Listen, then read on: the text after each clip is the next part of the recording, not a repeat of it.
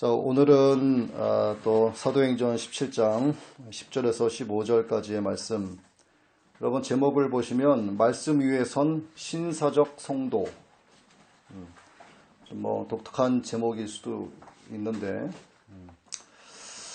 자, 오늘도 하나님께서 우리에게 어떤 말씀을 주시는지, 물론 저도 설교 말씀을 준비를 했지만 이게 다 원고대로만 말씀이 선포되어지는 것이 아니고, 하다 보면은 생각지도 않았던, 물론 제 생각대로 설교를 하는 건 아닙니다만, 준비되지 않은 원고에서 또 다른 말씀을 하나님께서 그때그때 영감을 통해서 선포하게 하실 때도 있습니다. 그래서 그 말씀을 기대 우리가 하면서 말씀을 청종해 주시길 바랍니다. 서양인들이 대중연설을 할 때 보면 친애하는 신사 숙녀 여러분 이렇게 말을 하죠. 여기서 신사, 이 신사는 젠틀맨인데 영국 상류층 계급의 일부가 에게 적용되어지는 그런 명칭이었습니다. 근데 일반적으로 교양이 좀 있고 또 예절과 신의를 갖춘 남성에 대한 존칭으로 주로 사용되어진 것이 신사, 젠틀맨이라는 건데, 한문으로 보면은 신사, 이것은 어떤 이 신을 띤 인사다 이런 뜻입니다. 그래서 신이라는 것은 뭐냐면 옛날 중국에서 높은 선비가 입는 예복에 사용하는 넓은 띠를 얘기하는 거예요. 그러니까 신사라고 하는 것은 한자의 뜻으로 보면은 지체 높은 가문의 예의 바르고 학덕이 높은 귀인이다, 이렇게 정리가 됩니다. 오늘 본문 말씀을 보시면 베레아 사람들이 데살로니가에 있는 사람들보다 더 신사적이다 이렇게 나와 있어요. 여기서 신사적이다 라고 해석한 헬라어에 유게네스 테로이드라는 단어가 있는데, 이거는 출신이 좋은, 그러니까 가문이 좋은, 또 고귀한, 고상한 이런 의미를 가지고 있습니다. 유게네스 테로이.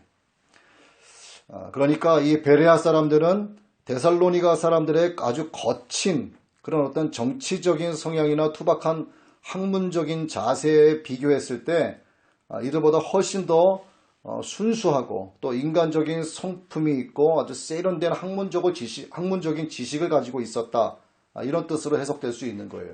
그러니까 베레아 사람들이 이렇다라고 하는 것을 신사적이라고 하는 단어에 다 담아둔 겁니다. 자, 그렇다면은 베레아 사람들이 도대체 어떻게 행동을 했길래 성경에서 이들을 가리켜서 신사적이었다라고 기록을 했는가 하는 것을 우리가 좀 고찰을 해봐야 되는 거예요. 그리고 우리도 오늘 말씀의 도전을 받아서 어떻게 해야만 우리가 정말 신사적인 성도가 될 수 있는지에 대해서 주님께서 주시는 말씀으로 우리가 은혜를 서로 받기를 원합니다. 자, 첫째 대지를 나누어서 보면 말씀을 내 마음에 받아들이고자 하는 간절한 마음이 있어야 신사적인 성도가 된다는 거예요. 내가 저 말씀을 간절하게 내 마음에 받아들이길 원하는 그 간절함이 있어야지만 또 열린 귀가 생기고 열린 마음을 하나님이 주셔서 간절한 그 마음대로 마음밭에 그 말씀을 심어주신다는 겁니다. 이게 신사적 성도라는 거예요. 자, 이 베레아 사람들은 말씀대로 열린 마음으로 하나님의 말씀을 받아들였습니다. 그들은 천성이 순수하고 순박하고 너그러웠기 때문에 이 낯선 사도들이었죠. 이들에게서는 낯선 사도들이 전하는 복음이었지만 간절한 마음으로 이 말씀을 받아들였어요. 사실 처음부터 남의 말을 간절한 마음으로 받아들인다라고 하는 것이 결코 쉬운 일이 아닙니다. 이 복음을 전하다 보면 아예 처음부터 마음문을 굳게 잠그고 말씀을 받아들이지 않는 사람들이 있는가 하면, 듣기는 해도 건성으로 듣거나 비판적으로 듣는 사람들도 많이 있어요. 또 나이가 많고 인생의 경륜이 많을수록 오히려 마음은 더욱더 경직되고 완고해져 가는 경우도 많이 있습니다. 이 경우의 사람들은 남의 말을 아예 들으려 하지를 않죠. 또 어떤 경우에는 남의 말에 귀를 기울이지 않고 자기 고집을 내세우면서 살던 사람들도 나이가 먹어가면서 오히려 유순해지는 경우도 있어요. 그 세월의 어떤 모진 풍파로 자기의 날카로웠던 그런 각이 자꾸 깎이고 다듬어져서 이기주의적인 면에서 이타적인 자로 바뀌어가는 걸 이야기하는 겁니다. 이런 사람들은 상대의 말에 귀를 잘 기울이는 모습으로 변해갑니다. 하나님은 그의 자녀들에게 말씀을 주실 때 여러분 개개인에게 직접 들려주시기도 하시지만 대부분은 그 시대에 택하신 하나님의 종들을 통해서 하나님께서 주시는 말씀을 듣게 하시는 거예요. 구약시대에는 선지자들이나 예언자들을 통해서 하나님이 말씀하셨고 초대교회 시대는 사도들이나 전도자들의 입을 통해서 듣게 하셨고 오늘날은 목사들이나 또 전도자들의 말을 통해서 입을 통해서 하나님께서 말씀을 통하여 여러분들로 하여금 듣게 하시는 거예요. 하나님의 그 섭리하심과 역사하심이 하나님의 택하신 종들 또 그의 사랑하시는 모든 자녀들과 그의 지으신 모든 만물을 통해서 서로 상호 관계 속에서 그 말씀을 듣게 하시고 이루어져 가게 하시는 겁니다. 자, 호세아 11장 4절 말씀에 보면 내가 사람의 줄, 곧 사랑의 줄로 그들을 이끌었고 그들에게 대하여 그 목에서 멍에를 벗기는 자같이 되었으며 그들 앞에 먹을 것을 두었노라 이런 말씀이 있는데 하나님께서 사람의 줄을 통하여 저희를 이끄셨다라는 말씀은요. 사람을 통해서 역사하신다는 거죠. 하나님은 또 예레미야 선지자를 통해서 예레미야서 7장 25절에서 이런 말씀을 하십니다.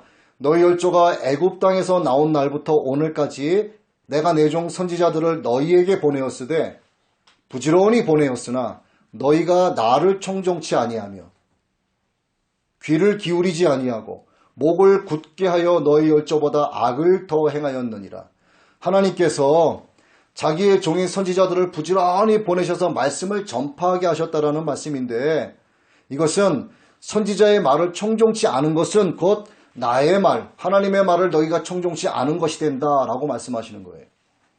선지자들은 자기의 말을 하지 않았습니다. 그들은 오직 하나님의 대언자로서 하나님께로부터 전해 들은 말씀만 그대로 전했던 것이었죠. 그런데 오늘날은 사실상 변질된 게 많죠. 하나님을 팔아서 하나님을 편의적 도구로 이용해서 자기의 먹고 마실 것을 챙기고 재우는 경우가 많습니다. 오히려 목사나 전도자들이 그 자체가 직업이 돼서 밥상이 되는 거예요. 자, 조금 전 말씀드린 이 예레미야서의 7장 25절의 말씀대로 오늘날 진리의 말씀을 제대로 선포하는 하나님의 종들의 말씀을 듣지 않는 것은 하나님의 말씀을 듣지 않는 것과 같다라고 하는 것을 말씀드리는 것입니다. 그런데 하나님의 말씀을 받아든 그 종이 받은 그 말씀 그대로 전해야지 그것을 자기의 유익을 위해서 변질을 시키면 그 종뿐만이 아니라 그 말씀을 그래도 마음을 열고 청종하는 그분들까지도 아주 영적인 위험에 처하게 될 가능성이 높아지는 거예요. 그러니까 그 말씀 하나 잘못되게 전하는 것이 얼마나 큰 위험에 처하게 되는지를 우리는 전혀 돌이킬 수 없는 그런 상황으로 치닫게 되기 때문에 그래서 위험한 겁니다. 다윗은 이스라엘 역사상의 가장 전성기의 왕이었고요. 성군이었음에도 불구하고 정말 어쩌면 보잘것없는 그런 초라한 나단 선지자를 통해서 주시는 하나님의 책망을 아주 달게 받았습니다. 심지어 다윗은 피난길에서 심의라고 하는 사람이 있어요. 피난길에서 심의의 저주의 말을 들었을 때도 이렇게 이야기합니다. 하나님께서 저에게 명하신 것이니 저로 저주하게 내버려 둬라. 하나님 나라를 향해서 마음이 열려있는 사람들은요, 언제나 하나님의 말씀 듣기를 사모합니다. 이것이 책망의 말이든 저주의 말이든 경고의 말씀이든 받아들이는 거예요. 얼마 전에 저한테 있었던 일인데 누군가 저한테 신앙 상담을 좀 해왔습니다. 그래서 그에게 하나님 주시는 말씀은 물론 누구든 어떤 신앙 상담이라든가 어떤 대화를 나누다 보면 하나님께서 그에게 축복의 메시지를 전하게 하실 때도 있고 정말 무서운 저주의 메시지를 전하게 하실 때도 있고 때로는 경고성 메시지를 전하게 하실 때도 있는 거예요. 듣기 좋은 축복의 메시지는 기분 좋게 듣기 때문에 아멘 하고 받아들입니다. 그러나 저주의 메시지는 도리어 화를 내는 경우도 있어요. 그리고 신앙 상담을 해온 사람이 어떤 내용에 대해서 질문을 했어요. 그 질문을 듣다 보니 하나님께서 이런 마음을 자꾸 주시고 이런 말씀을 떠오르게 하셔서 어떤 말씀을 대입해서 전했는데 그것이 경고의 메시지였단 말이죠. 그런데 자기가 질문해 놓고 이렇게 대답을 하니까 잘 알지도 못하면서 그런 대답하지 말라. 그런 소리 하지 말라. 이렇게 오히려 역적을 내는 거죠. 굉장히 신경질적으로 이렇게 맞받아치는 경우를 며칠 전에 제가 겪었어요. 그리고 나서 참 마음이 안 좋고 속상했는데, 그래서 이제 그 사람을 위해서 좀 기도를 하고 그 사람의 모습을 떠올리면은요, 어떤 느낌이 드냐면 그의 머리 부분에 이 회색 구름 같은 것이요, 자욱하게 껴져 있는, 머리를 덮고 있는 것처럼 연상되어지는 겁니다. 답답한 거예요, 마음이.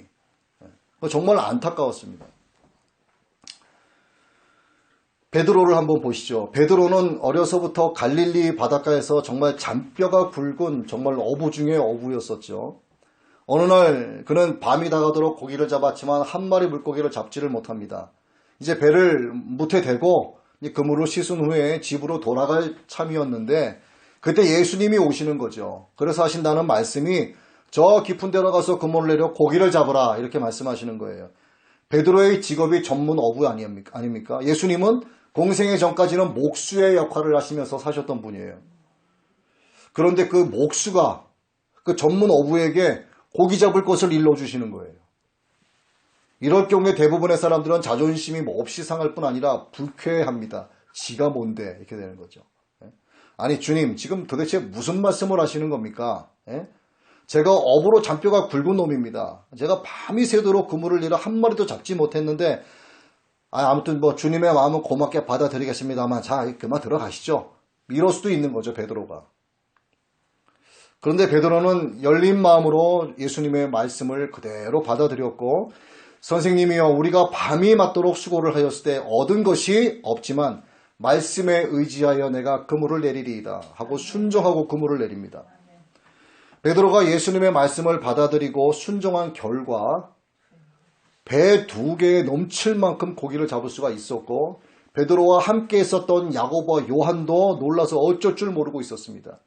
그때 주님께서 베드로에게 하신 아주 유명한 말씀이 있죠. 두려워하지 말아라. 이제부터는 내가 사람 낚는 어부가 되게 하리라. 말씀을 받아들인 한 사람의 삶이요, 물고기와 함께했던 어부의 삶에서 성령님과 동행하여 사람들을 하나님 나라로 인도하는 사도의 삶으로 바뀌어지는 겁니다. 이것이. 말씀을 받아들인, 한 예화를 말씀을 드리는데, 일본의 한 여학교가 있었네. 실제 있었던 일입니다. 일본의 한 여학교에 기숙사에 강도가 들어선 거예요. 강도가. 들어와서 이제 꼼짝 말라고 한 다음에, 그리고 이제 너희들 갖고 있는 거 다 내놔라, 이렇게 됐겠죠. 그렇게 위협한 강도는 그 방에서 갓나갈 것을 다 챙겨나가지고 이제 나가려고 하는데 한 여학생이 손을 들고 꼼짝 말고 있다가 한마디 하는 겁니다. 아저씨, 아니 중요한 것을 다 가져간다면서 저 중요한 책을 왜 안 가져가시냐고 이러는 거예요. 그 낡은 책을 가리키는데 도둑은 겸연쩍었는지 그 책을 덥석 집어들고 이렇게 보따리에 넣고서 휙 나가버리는 겁니다. 나중에 도둑이 훔친 물건을 이제 팔죠. 장물합이 아닙니까? 팔고. 그런데 그 책을 아무도 안 사려고 하는 거예요. 이게 뭔가 하고서 여학생이 정말 가장 귀한 책이라고 했을까 하고 그 책을 읽어봤는데 이게 뭐 도무지 무슨 말인지 알아들을 수가 없는 거죠. 근데 그 여학생이 중요한 저 책이라고 하는 말이 귓전에서 사라지지가 않는 겁니다. 그래서 그 도둑놈이 계속 그 책을 읽기 시작을 한 거예요. 그러는 사이에 그의 마음이 어느덧 변화가 된 겁니다. 성경이었죠. 그리고 시간이 흘러 회개하고 주님 앞에 나아갔습니다. 그 결과가 어떻게 됐을까요, 그 사람이? 네? 목사님이 됐어요. 그 책 한 권 때문에, 성경 한 권 때문에. 세월이 어느 정도 흘렀습니다. 그가 이제 부흥 목사님이 된 거예요. 그리고 어느 한 곳에서 부흥회를 인도를 하면서 과거에 자기가 예수님 믿게 된 동기를 이걸 이야기하는 거예요. 그러니까 저 앞에 앉아 있었던 한 어떤 중년 부인이 막 소리내면서 울기 시작을 하는 겁니다. 야, 그래서 자기가 선포한 하나님 말씀에 은혜를 받아서 저렇게 우는 줄 알고 집사님을 예배 시간에 갑자기 불러서 간증을 한번 해보시라고 말씀에 대해서 하고 불렀어요. 그랬더니 그 여인이 하는 소리가 자기가 기숙사에서 성경을 준 여학생이라고 얘기하는 거예요. 그리고 보따리 싸들고 나간 그 강도를 위해서 계속 지금까지 기도를 해왔답니다. 몇십 년 만에 그 강도를 단위에서 목사님이 돼서 만난 거예요. 하나님의 말씀이 사람을 그렇게 변화시키는 거죠. 저도 잠깐 제 얘기를 하는데 모태신앙이죠, 제가. 근데 성경이 늘 손에 있었어요. 예. 뭐 차에도 있었고 또 눈앞에만 항상 성경이 있었지 이게 펼쳐지지는 않은 겁니다. 항상 갖고만 있는 거죠. 예. 잠잘 때 옆에 놓고 자면 마음이 그저 편안한 정도. 그리고 성경이 항상 내 옆에 있으면 하나님이 나와 함께 하신다라고 하는 그 정도의 믿음은 있었어요.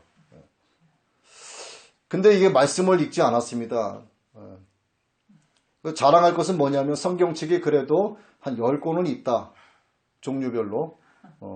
그게 이제 제 자랑 같지도 않은 그런 자랑이었는데, 이게 종교적 어떤 관습, 어떤 사상, 또 그릇된 어떤 기독교적 지성 이런 데 빠져 있었기 때문에 하나님의 말씀의 능력은 귀로만 들어서 아는 지식 정도에 불과했던 겁니다. 나의 하나님이 아니고 목사님의 하나님, 저 집사님의 하나님, 저 장로님의 하나님이 그런 분이셔. 그런 하나님의 말씀이 성경이래. 그런 이 성경을 내가 갖고 있으면 읽지 않아도 마음이 편안해지는 거야. 이 정도였었어요. 여러분들도 그러셨기 때문에 다 이해하시리라 봅니다. 그런데 이제 어느 날 하나님한테 아주 호되게 두들겨 맞고 성경을 펼쳐서 읽기 시작을 하는데 말씀이 이제 눈에 들어오기 시작을 하는 거죠. 여러분 그런 경우 혹시 해보셨는지 모르겠지만 제가 언제고 한번 말씀드린 적이 있는 것 같기도 해요. 성경을 펼쳐서 읽는데요. 이 성경 활자가 이렇게 바깥으로 나오더니 3D 현상처럼 쭉 나와서 빙빙 돌아서 제 눈으로 쏙 들어오는 거예요.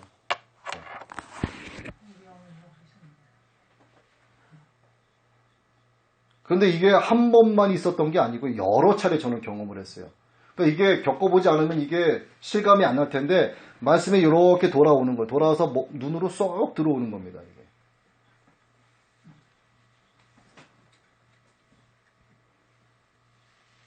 물론 그게 느낌이었겠지만 이게 정말 현실처럼 저는 지금도 생생해요. 이것이 한 번으로 끝난 게 아니었죠. 근데 그때부터 눈에도 안 들어오던 말씀이 깨달아지기 시작을 하는 거예요. 아, 이거구나라고 하는 게 깨달아지는 거죠. 그리고 그 이후부터는 이제 말씀에 이끌림 받은 삶을 살아가게 된 거죠. 이 사람들과의 대화, 또 어떤 주어진 상황, 이 처해진 환경도요, 이 말씀의 창을 통해서 보게 되고 말씀으로 그 상황과 환경을 해석하게 된 거예요. 야, 내가 처해진 이 상황이 정말 아프고 쓰린 것이라도 이렇게 된 것이 하나님의 뜻임을 알게 되는 그 순간, 그것이 기쁨이 되고 소망이 돼서 담대해지고 감사가 터져나오기 시작을 한 겁니다. 그러다 보니 어느새 다시 신앙을 하도록 하나님께서 인도하셨고 그 길을 열어주셨죠. 그리고 그 길을 따라가다 보니까 주님께서 어느새 기름 부어서 종으로 삼아주시고 그래서 오늘 여러분 앞에 이렇게 또 서게 된 겁니다. 하나님의 말씀에 귀를 기울이는 자가 정말 복을 받습니다. 이건 틀림없는 사실이에요. 하나님의 말씀을 등한히 여기고 선포되어지는 설교 말씀을 등한히 여기는 자는 정말 불행한 사람입니다. 이것도 확실합니다. 오늘날 하나님이 강권적으로 부르시고 기름 부으신 자기 종들에게 말씀을 주시고 그 종의 입을 통해서 선포된 설교 말씀을 통해서 하나님이 역사하시는 거예요. 설교 속에 성령님께서 역사하시고 이로 인해서 구원의 역사가 일어나고 아멘으로 화답하고 실천으로 아멘하는 성도들에게 하늘의 복을 허락하여 주십니다. 또 설교 속에서 하나님의 음성을 들을 수가 있고 진리를 깨달을 수 있고 이로써 여러분의 믿음이 자라고 심령이 강건해지는 역사가 말씀이 녹아든 성도들의 삶에서 나타나게 되는 것입니다. 오늘 본문의 베레아 사람들은 고귀하여 온전히 준비된 마음으로 말씀을 받아들였죠. 말씀을 받아들일 수 있다고 하는 것은 말씀에 대한 깨달음이 있었다라고 하는 의미입니다. 말씀에 대한 깨달음이 있었다라고 하는 것은 성령님께서 조명하여 주신다는 뜻이 되는 거예요. 성령께서 말씀을 조명하여 주신다라고 하는 것은 성령께서 개입하셔서 말씀을 깨닫게 해주신다는 것은 이것저것 따질 필요도 없이 하나님의 자녀가 되었다라고 하는 것을 증명받고 있다는 게 되는 거예요. 여러분들이 지금 하나님의 말씀에 대한 깨달음이 있다면 이미 성령께서 여러분들이 네가 하나님의 자녀가 되었다라고 증명해 주시는 겁니다. 또 두 번째 우리가 고찰해야 될 것은 날마다 성경을 읽고 신사적인 성도가 되어야 된다. 선포되어지는 말씀을 무작정 받아들이는 것이 아니라 말씀을 깊이 상고해 봐야 되는 거예요. 자, 베레아 사람들은 사도들이 전한 말씀을요, 무조건 받아들인 것이 아니었습니다. 그들은요, 말씀을 듣고 그 말씀이 받아들일 만큼 타당한 것을 진지하게 고찰한 후에 신중하게 받아들였어요. 이 자세가 필요한 겁니다. 자, 본문 말씀에 보면 베레아 사람들은 데살로니가 사람들보다 더 신사적이어서 간절한 마음으로 말씀을 받고 이것이 그러한가 하여 날마다 성경을 상고한다 했습니다.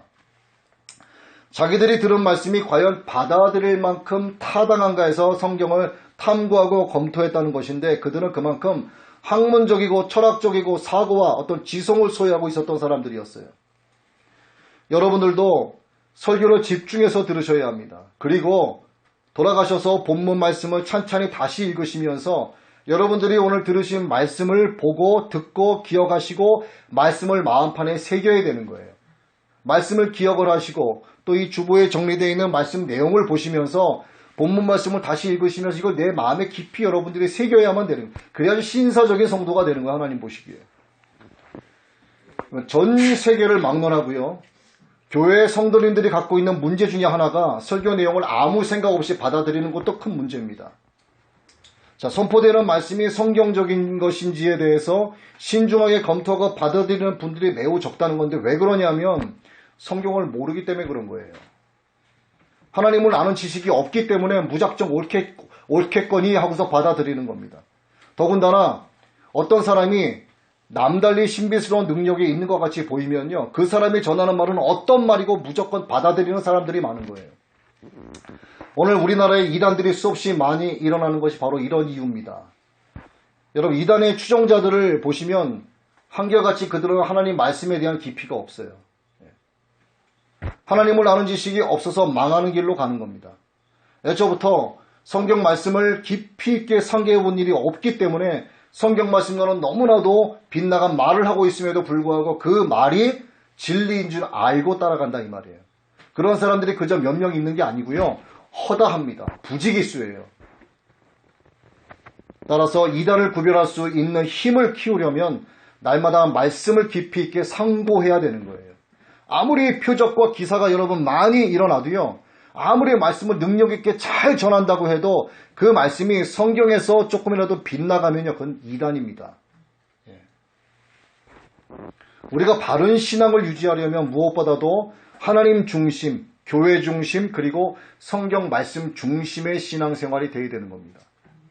한국교회 성도들이 이단에 잘 빠지는 또 하나의 이유는요. 지나치게 특정 인물을 존경하고 신뢰하는 데서 생길 수도 있는 거예요. 사도행전 11장 22절에서 24절의 말씀입니다. 예루살렘 교회가 바나바를 안디옥에 보내요. 그렇죠? 기억나시죠?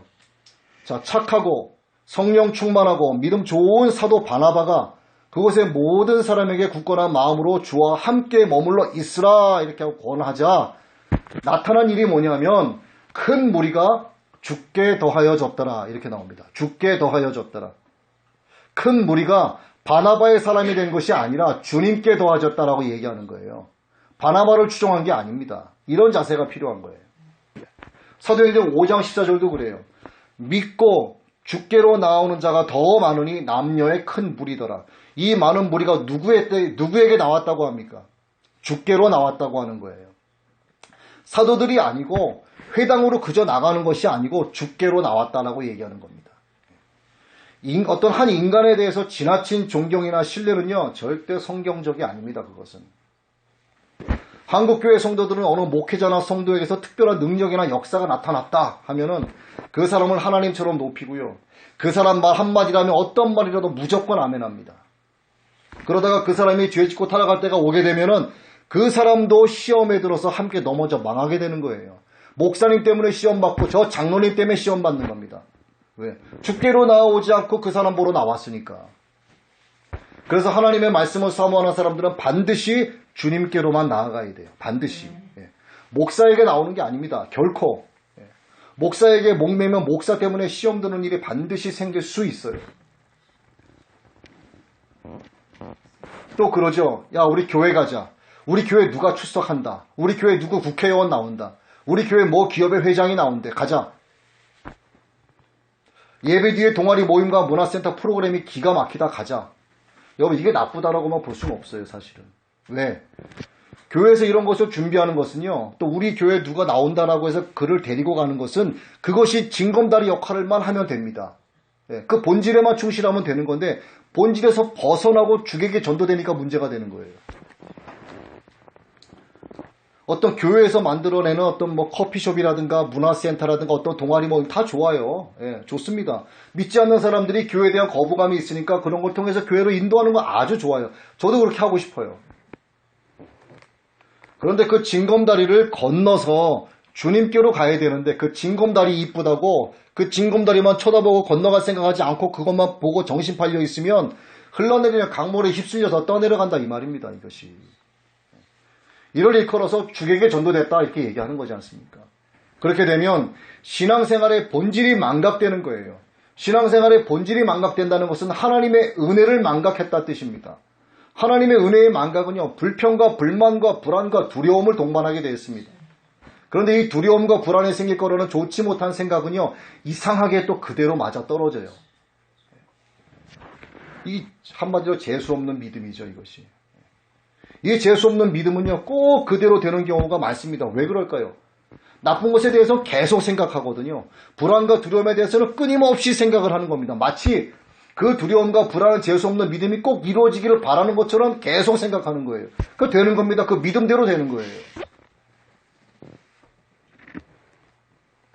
옛날 인도 어느 왕국에 말이죠. 정말 아름다운 왕비가 있었는데 그 여인이 왕과 결혼한 지가 이제 딱 1년이 됐어요. 근데 죽었어요.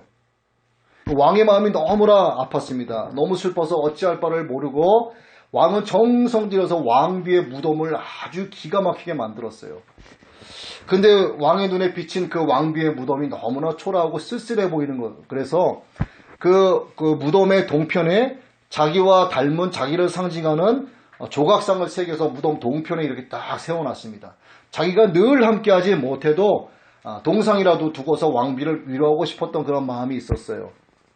자, 그리고 나서 또 1년이 지났는데 이번에는 그 무덤의 서편 쪽에 재력을 상징하는 호화로운 어떤 집, 왕궁 같은 거를 또 하나 새롭게 딱 지었습니다. 그러니까 동편과 서편에 무덤을 사이에 두고 이렇게 딱 지은 거죠. 이것이 왕비를 기리는 왕의 마음이었어요. 자, 근데 그것만으로도 이제 부족했었나 봐요. 얼마 안 가서 그 무덤의 북편 쪽에 어떤 권력을 상징하는 그 성곽을 이렇게 벽돌에서 성곽을 쫙 쌓았습니다. 그리고 이제 몇 년이 지나서 어느 날 그 동산에 올라서 무덤이 있는 곳을 쫙 내려다 보는데 참 좋았어요. 동쪽에는 자신의 형상을 한 잘생긴 조각상이 있죠. 서편에는 호화로운 궁전이 있죠. 북편에는 든든한 성곽이 있죠. 이렇게 잘 조화되어 있는 모습에 굉장히 흡족했습니다. 그런데 자꾸 그거 보고 있으니까 자꾸 눈에 거슬리는 게 하나 있는 거예요. 그 가운데 초라하게 있는 그 무덤이 눈에 거슬린 겁니다. 이제. 그래서 왕이 그날 신하들에게 저 가운데 있는 무덤을 치워버려 이렇게 된 거예요. 이게 주객이 전도된 겁니다. 이게 지금 우리의 신앙생활을 말해주는 거예요. 처음에 하나님 만난 첫사랑으로 기뻐해서 즐거워하고 말씀 중심으로 살아가기 위해서 늘 말씀을 사모하고 말씀을 묵상하고 그렇게 좋았죠. 점차 그렇게 하다 보니까 종교적인 사상에 빠져가기 시작하는 거예요. 종교적인 습관, 관습에 빠져가기 시작을 하는 겁니다. 하나의 신앙과 믿음이 아니고요. 신념이 되어가는 거예요. 그러다 보니 종교다원주의에 빠지게 되고 종교다원주의를 지지하게 되고 정치판에 숟가락 하나 얹어서 복음 좀 팔아서 은근히 명예를 좀 얻어볼까 기웃거리기도 하고 집사라고 하는 한 나라의 총리가 사람들의 손가락질이 무서워서 우상의 제단 앞에 엎드려 경배하고 앉아있는 그런 꼴을 하고 있는 겁니다. 하나님께서 왜 자기를 한 나라의 총리에 앉혀놓으셨는지에 대해서 처음에 감사하고 믿음의 본을 보이겠다고 기도했는지는 모르겠지만 그러나 끝내는 하나님이 귀찮은 존재가 된 겁니다. 집어치워버리자 이런 마음을 갖게 된 거예요. 집사라고 하는 사람이 사람들의 시선이 무서워서 저기 부처 앞에 가가지고 엎드려 절하는 그런 모습까지 드러내 보입니다.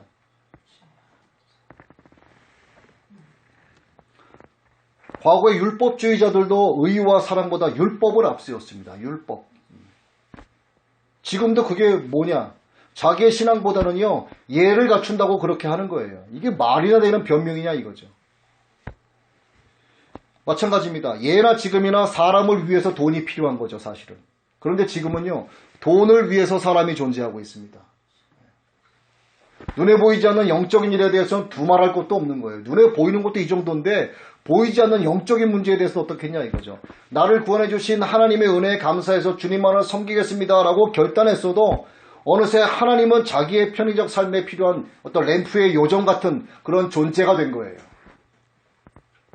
모태에서 한 번, 또 물과 성령으로 한 번 이렇게 두 번 태어나서 새롭게 된 인생인데도 불구하고 다시 썩어질 육으로 끝내는 경우가 나름 성도라고 자칭하는 자들 가운데 허다하다는 얘기입니다. 갈라디아서 3장 3절 말씀이요. 이에 대해서 정확하게 질책하고 있습니다. 너희가 이같이 어리석으냐? 성령으로 시작하였다가 이제는 육체로 마치겠느냐?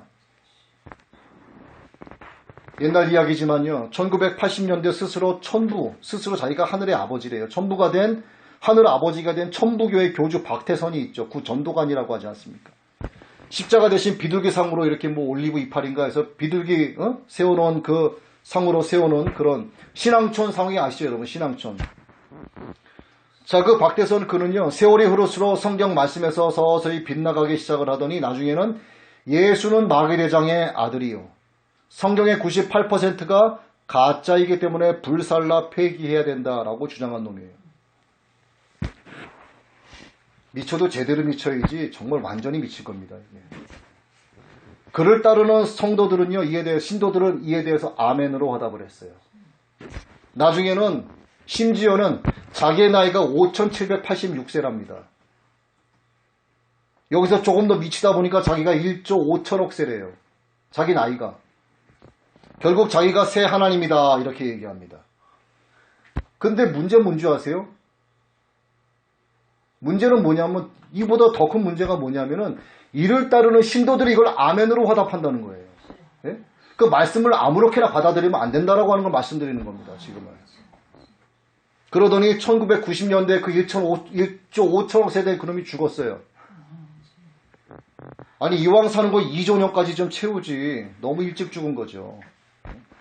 그렇게 육체 가운데 죽은 뒤 30년이 흐른 지금도요. 저주받은 이름이 돼서 이렇게 현 목사한테도 욕을 먹고 있는 거예요. 또 거기서 그 전도관 거기서 이탈을 해서 영생교를 만든 놈이 또 있어요. 예. 영생교 그러니까 승리재단을 세우고 교주가 된 조이성이라는 사람이 있습니다. 조이성.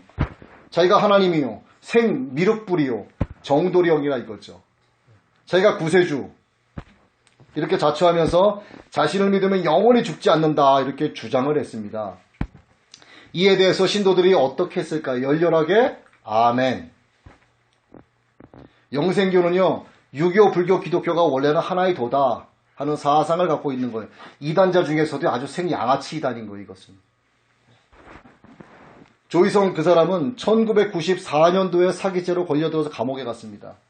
그런데 감옥 가서 무슨 얘기하냐면 그 해 1994년도에 가뭄이 든 것이 자기를 감옥에 넣었기 때문에 이렇게 된 것이다. 거기서도 큰 소리 치고 앉아있는 거예요. 근데 그 말에 대해서 그 추종자들이 아멘으로 화답을 합니다. 영생교회 그 사람도 2004년에 또다시 수감을 돼요. 수감 생활하다 거기서 죽었습니다. 진짜 한심스러운 일이죠. 근데 이 사람을 추종하고 그 말을 받아들이고 아멘하는 성도들이 더 문제인 거예요. 추종하는 놈들이 있으니까 그놈이 사는 거예요. 인물 중심. 이 믿음 생활하는 데 있어서요. 인물 중심, 개인 중심은요. 반드시 버려야 됩니다. 여러분. 오직 하나님 중심, 오직 말씀 중심이 되어야 되는 거예요. 반드시. 목사 중심도 아니고 건물 어떤 교회 중심도 아닌 거예요. 오직 주님 중심이 되어야 됩니다. 여러분 모두가 온전히 준비된 고귀한 성도들 되시기 바랍니다. 이게 신사적인 성도가 되는 거예요.